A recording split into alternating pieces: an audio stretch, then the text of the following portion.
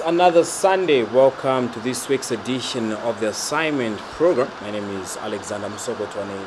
This evening, we look at governance issues, of course, counting down to the elections that will be taking place in this country on the 11th of August 2016.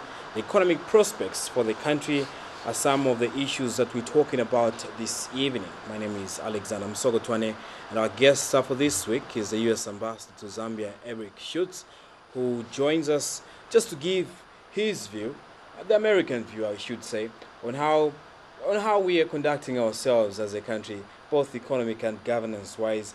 Good evening, Mr. Schultz, and welcome to the assignment program. Thank you. Right. Happy to be here. Sure, thank you.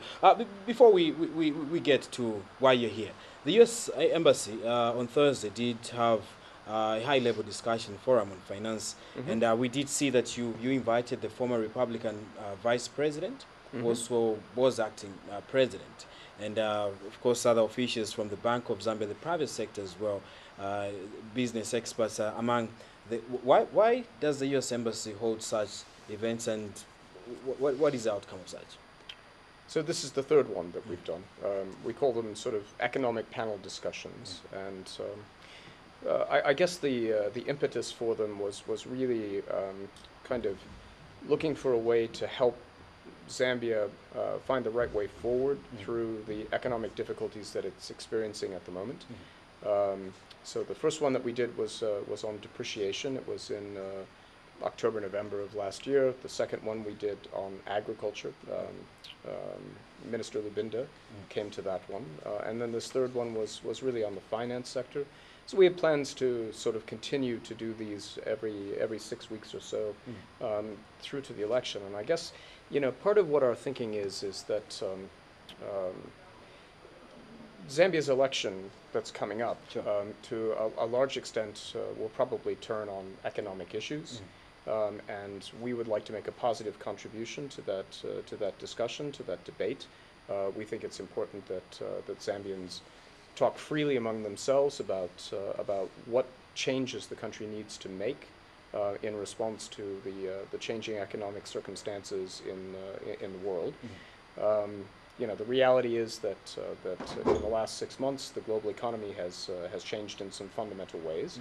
And that's posed challenges for Zambia. You first of all have the most important factor probably is the slowdown in China, which has affected commodity prices, and in particular, since over 70% of your export revenue is comprised of one commodity, copper, which has dropped quite a bit in price as a result of China's slowdown. That's you know, that's sort of negatively affected Zambia's economy.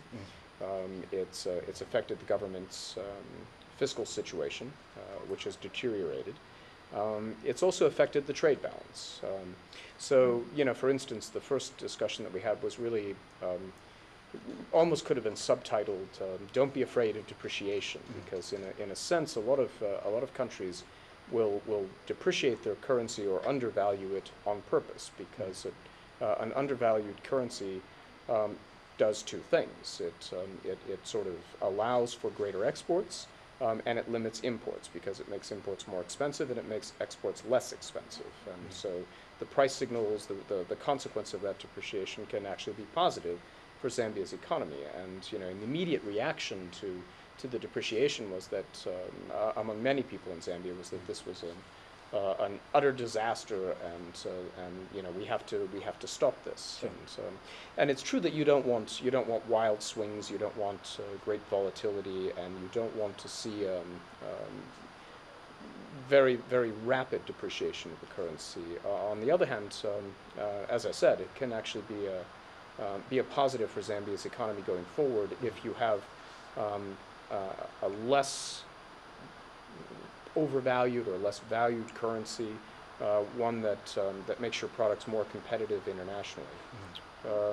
One of those products, for instance, would be agricultural products. The government has talked a lot about diversification, and you were at the panel discussion yesterday. So, you know, we think diversification is obviously the correct thing to do.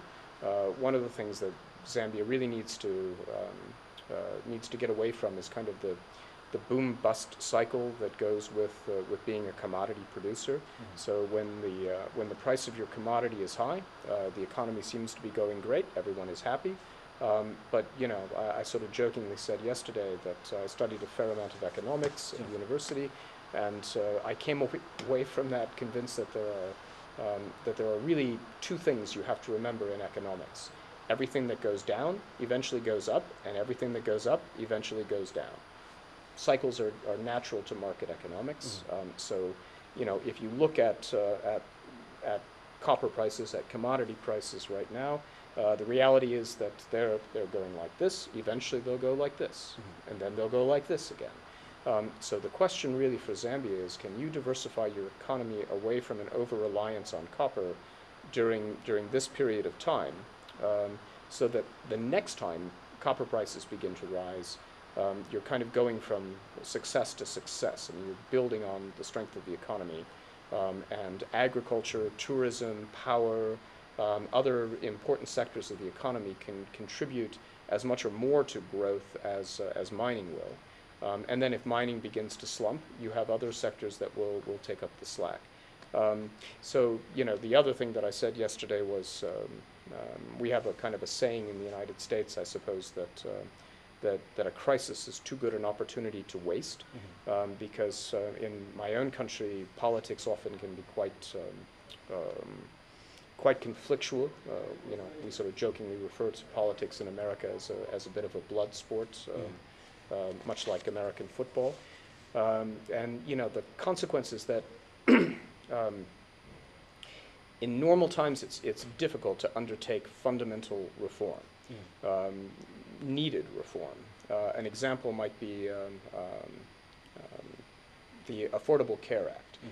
I mean, frankly, the United States has been trying to do something about its health sector literally for decades, and it was not until the economic downturn in 2008 that we were actually able to get to a position where, in a crisis, someone was able to take advantage of that, namely our president, Barack Obama, to pass a reform which, controversial in some respects, yes, but also needed, because what we were trying to accomplish, what the administration was really trying to accomplish with the Affordable Care Act was to bend the cost curve. Because if you if you step back and looked at the amount of the budget that was being consumed by healthcare in the United States, it was just rising and rising and rising and rising. And it was the single biggest threat to, probably to the solvency of our federal government. So, sorry, I don't mean to go on and on. It's okay. It's all right. It's okay. So what I would say is that, you know, in the broadest sense, what we see is an opportunity for Zambia in this downturn to diversify its economy. Right. Yeah. So I mean, quite a number. You've mentioned quite a number of economic challenges the country is facing at the moment, and among them, of course, is the kwacha depreciation. You're saying that we can turn this to be a positive outlook for the country by using diversification, of course, to the agriculture sector. This is something that has been researched over the years. This is something that every government that comes in, every expert that wants to advise government on how we can address these economic challenges, we should go the agriculture way. But it's something that is on the slow pace. Why do you think, your research, of course, your finding, slow pace? I mean, the diversification has never been achieved. It has never brought the desired results at the moment in this country. Why do you think most African countries, including Zambia, have failed just to drive the diversification key to ensure that we survive through these economic challenges? So you're asking why it hasn't worked in the past. Complicated question. You know, I suppose every situation is slightly different. I think that the biggest problem is maybe something that you just mentioned, that it can take time to actually diversify an economy. It takes several years for policy effects to be felt, and in the interval, copper prices begin to rise again, or, you know, in any given African country, you know, or commodity-based economy, you know, the price of that commodity begins to rise, and suddenly the impetus for reform lessens, and so people kind of forget about the need to diversify. So, I mean, that's actually kind of my fear in this situation, is that that, you know, copper prices will begin to go up again, inevitably, sooner or later. And I would really hate to see Zambia miss this opportunity, to diversify its economy. But here's one reason why I think that that this time might be different. If you again step back and you look at the big picture, by I guess 2050, if I'm remembering right, this is UN population figures. There'll be another billion and a half human beings on the planet. Those people have to be fed. So there's a great deal of concern right now about food security, not in the short term, but in the medium and longer term. And that puts sort of a lot of emphasis internationally on trying to identify countries that could contribute more to food security. And in point of fact, Zambia is one of those countries. You have more unused arable land than any other country in Africa. You have plentiful water. Rainfall can be variable, but you have rivers. So there's always the prospect of irrigating, for instance. You have a good growing climate. And to be honest, you underperform. I mean, if you look at the production per hectare, Zambia is not anywhere near where it could be with sort of more modern, more efficient farming practices. So the bottom line is that Zambia is a country that sort of international agricultural companies are very interested in. And a lot of those happen to be American. And we have several of them here already. We have Cargill, for instance, and Monsanto and Pioneer DuPont. These are huge American agricultural companies, and they see a great deal of potential in Zambia, potential to produce more agricultural products for export. And I think that's actually, again, what I was talking about yesterday is, what's the role of the government in that? I don't think, I mean, look, I'm American. Our view of this is that the government's role in an economy should be relatively small. It sort of sets the parameters, it regulates the economy, it provides the infrastructure on which the economy is based, but it doesn't actually intervene in the economy. And I think that that if diversification is going to be successful here, that's kind of what needs to happen also. The government needs to sort of step back from the sector and allow the private sector to drive growth, allow farmers to drive growth. I do think the government has a very good idea with respect to cooperatives, at least as far as I understand them. I grew up in a part of the United States where farming is very, very important to the economy, the upper Midwest, Minnesota specifically. So a lot of the major agricultural firms are based in Minneapolis, St. Paul, where I went to high school and college. And in fact, I lived on a farm actually for a while. And the reality is that if you have a lot of smallholders, how are smallholders going to achieve economies of scale? The only way they can really do it is by combining forces. And that's what agricultural cooperatives in the United States once upon a time really were. They were ways for people with small holdings to combine forces, combine their produce, their production, market it together, and achieve economies of scale in that respect. And we have a program actually that we're doing right now in Eastern Province called Feed the Future, which the Agency for International Development is running, U.S. Agency for International Development, or USAID. And part of that program, I mean, the main thrust of that program is to help smallholders be more efficient and more successful as farmers. And one of the ways in which we're trying to encourage them to do that is to cooperate with one another. So that's what cooperatives are, right? They're supposed to cooperate with each other. You've said that government should step back and play a minimal role in the Well, that's a philosophical proposition for us. Yeah, I'm saying but I also think in your case, it's more than just philosophical, because I mean the reality is that your budget deficit is above 8% of GDP at this point and growing. So in fact, the other question... Because my question was going to be, how do you describe a government's involvement in the running of the economy currently? Well, I think your government... Do you think it's too much? Maybe? Yes, I think it's too much, and I'll explain why. I think that your government subsidizes quite a lot of things. It subsidizes electricity, it subsidizes fuel, it subsidizes maize. When a government is involved in the economy and is subsidizing particular productions or consumption of a particular product, that sort of interferes with price signals. It interferes with the market, and the market's operating in an efficient manner.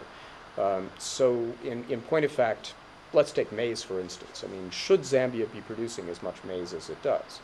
You don't have storage facilities for the maize that you produced in the last 2 years, both of which were relatively healthy sort of harvests. So you don't have a place to store them. You don't have an export market for them, and you produced more than you actually consume. So why? And the answer is because the government subsidizes the production of maize. It encourages both commercial farmers and smallholders to produce maize. My argument would be that it might make more sense for the government to not subsidize maize, okay, and then for farmers to sort of look around and say, what product can I produce that will make the most money for me, that will make the most profit? That could be cut flowers, for instance, that get exported to Dubai and to Europe through Dubai. It could be nuts, ground nuts, cashews. It could be coffee, for instance. Cash crops, that sort of thing. And if you want to diversify into agriculture, if you want to have a successful agricultural